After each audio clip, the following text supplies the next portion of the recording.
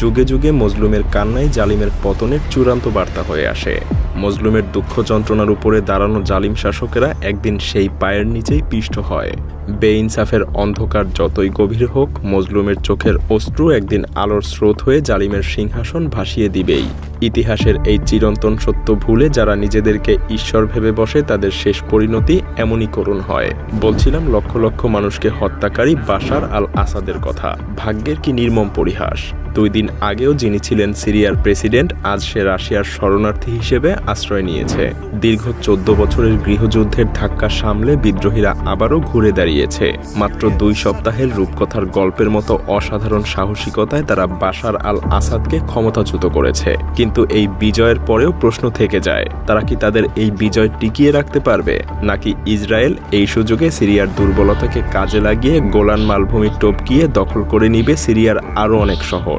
ইতিমধ্যেই সিরিয়ার বিমান বাহিনী এবং নৌবাহিনীর যত অস্ত্র ছিল সবগুলো ধ্বংস করে ফেলেছে ইসরায়েল। আকাশ প্রতিরক্ষা ব্যবস্থা একদম ধূলিসাৎ করে ফেলেছে, যাতে বিদ্রোহীরা এগুলো দিয়ে শক্তিশালী না হয়ে উঠতে পারে। কি অপেক্ষা করছে সিরিয়ার নিপীড়িত মুসলিমদের ভাগ্যে? কেমন হবে সিরিয়ার ভবিষ্যৎ? জানতে হলে দেখতে থাকুন মায়াজাল জিওপলিটিক্সের আজকের বিশ্লেষণ। সিরিয়া এবং সিরিয়ার সাধারণ মানুষদের সাথে কি হতে চলেছে তা জানার আগে চলুন একবার পেছনে ফেরা যাক। দেখা যাক ইতিমধ্যেই সিরিয়ার সাধারণ মানুষ কি ভয়াবহ নির্মমতার সাক্ষী হয়েছে। এক কথায় সিরিয়ার ইতিহাসে আল আসাদ পরিবারের শাসন এক ভয়াবহ অধ্যায়। 1971 সালে বাশার আল আসাদের বাবা হাফেজ আল আসাদ ক্ষমতায় আসার পর থেকেই এদেশের জনগণের জীবনে নেমে আসে দুঃস্বপ্নের এক কালো অধ্যায়। তার শাসনকাল ছিল দমন, হত্যা, গুম, খুন এবং ভয় দেখানোর এক যুগ। যেমন 1982 সালে হামা শহরের মুসলিম ব্রাদারহুডের বিদ্রোহ দমনের নামে হাফেজ আল আসাদ যে গণহত্যা চালিয়েছিল তা সিরিয়ার ইতিহাসে কালো অক্ষরে লেখা থাকবে আজীবন। ট্যাঙ্ক, বিমান এবং গোলাবারুদের ব্যবহার করে পুরো শহরটাকে ধ্বংসস্তূপে পরিণত করে দেয় বাশার আল আসাদের বাবা। প্রায় 20,000 থেকে 40,000 মানুষ হত্যা করা হয়েছিল সেই দিনে। সেই সময়টাতে যারা প্রতিবাদ করত তারা মুখাবারাত নামের গোপন পুলিশ বাহিনীর হাতে বন্দী হয়ে নিখোঁজ হয়ে যেত। কারাগারগুলোতে তাদের উপরে চালানো হতো নির্মম নির্যাতন। হাফেজ আল আসাদের মৃত্যুর পর তার পুত্র বাশার আল আসাদ ক্ষমতায় আসেন। অনেকেই আশা করেছিলেন হয়তো বাশার তার পিতার চাইতে ভিন্ন হবেন, কিন্তু তিনি ছিলেন আরও নির্মম, আরও অমানবিক। 2011 সালে আরব বসন্তের সময় যখন সিরিয়ার জনগণ গণতান্ত্রিক সংস্কারের দাবিতে রাস্তায় নেমে আসে, তখন তাদের উপরে গুলি চালানো হয়। এই আন্দোলন ধীরে ধীরে গৃহযুদ্ধে পরিণত হয়। সাধারণ মানুষ যারা নিজেদের অধিকার রক্ষার জন্য লড়াই করেছিল, তাদের উপর বাশার চালায় রাসায়নিক অস্ত্রের হামলা। 2014 সালে গৌতার হামলায় এক রাতেই প্রায় 1400 মানুষ নিহত হয়েছিল। শিশু, নারী, বৃদ্ধা কেউই রেহাই পায়নি। তাদের নিথর দেহ আর বিষক্রিয়ায় থেমে যাওয়া শ্বাস, এই দৃশ্য দেখে বিশ্ব স্তব্ধ হয়ে গিয়েছিল। সিরিয়ার কারাগারগুলোতে হাজার হাজার মানুষ বন্দী ছিল। তারা দিনরাত নির্মম নির্যাতনের শিকার হতো। বাশার আল আসাদের শাসনে সিরিয়ার মানুষের জীবনে স্বাধীনতা তো দূরের কথা, মানবাধিকারও বিলুপ্ত হয়ে গিয়েছিল। খাদ্য সরবরাহ বন্ধ করা, চিকিৎসা ব্যবস্থা ভেঙে ফেলা এবং প্রতিনিয়ত বোমা হামলা চালিয়ে সাধারণ জনগণের জীবন দুর্বিষহ করে তুলেছিলেন বাশার। তার শাসনকাল ছিল জনগণের জন্য এক চরম দুঃস্বপ্ন। তবে সিরিয়ার জনগণের ধৈর্যের বাঁধ ভেঙে গিয়েছিল 2011 সালে। আরব বসন্তের ঢেউ যখন মধ্যপ্রাচ্যের দেশগুলোতে পরিবর্তনের বার্তা নিয়ে আসে, তখন সিরিয়ার সাধারণ মানুষও রাস্তায় নেমে আসে। তারা শুধু চেয়েছিল একটা গণতান্ত্রিক দেশ, যেখানে তারা প্রাণ খুলে কথা বলতে পারবে। তবে তাদের এই শান্তিপূর্ণ আন্দোলন বাশার আল আসাদের চোখে ছিল এক বিদ্রোহ, আর তাই সেনাবাহিনী দিয়ে বিক্ষোভকারীদেরকে গুলি করে হত্যা করতে আদেশ দেয় বাশার। মানুষ আর কত সহ্য করতে পারে? এই দমনপীড়নের শান্তিপূর্ণ প্রতিবাদ অচিরেই সশস্ত্র গৃহযুদ্ধে রূপ নেয়। জনগণের মধ্যে থেকে গড়ে ওঠে ফ্রি সিরিয়ান আর্মি। তারা অস্ত্র তুলে নিল এবং শপথ করল তারা বাশার আল আসাদকে ক্ষমতা থেকে সরিয়ে একটা মুক্ত দেশ গড়ে তুলবে।